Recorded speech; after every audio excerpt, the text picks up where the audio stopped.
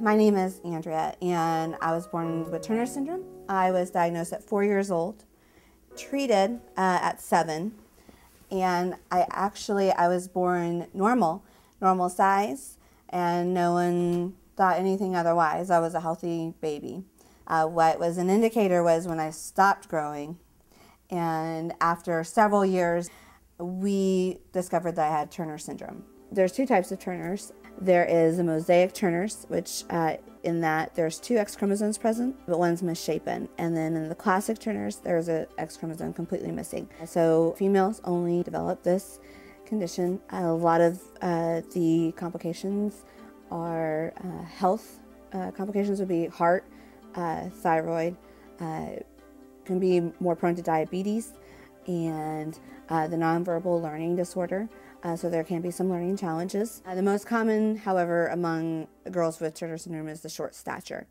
And so when diagnosed, most of us can get on growth hormone.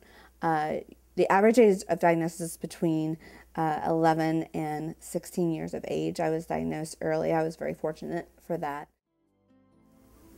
So a little bit about what actually treatment is. For me, I got treated at Texas Children's Hospital. My endocrinologist, he was my first visit, and he would just check my overall health and see where my growth was at and check my medicine and see what he wanted to do as far as my medicine.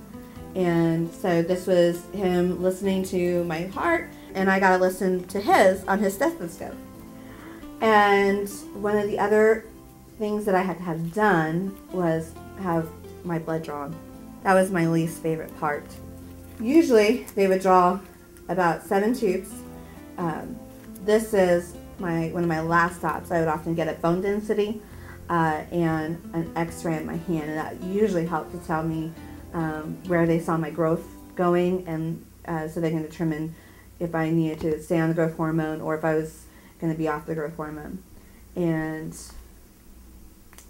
so that's a little bit about my treatment. Turner's, when I was diagnosed, they told my mom that I wasn't going to be able to drive, to live independently. They were not even sure that I'd be able to pass high school because I was going to be mentally delayed. Graduated top third in my class in high school, so not bad for a girl that wasn't supposed to even make it to high school.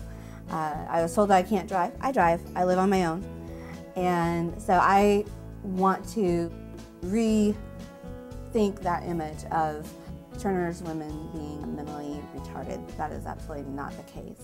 And I'm also the author of Beauty for Ashes, which is my story, life with Turner syndrome and growing up and overcoming obstacles. And I very strongly want to say that how we treat others, our words, have a huge impact. There's a saying that sticks and stones may break my bones, but words will never hurt me. Well, that is, I think, one of the biggest lies that we tell ourselves, because words do hurt. We remember them. And I remember because of those, I felt like I had no value, I had no worth. And it took me a long time to realize that my value does not have to come from the opinions of others just because I'm different or I have to do things a little bit differently than others.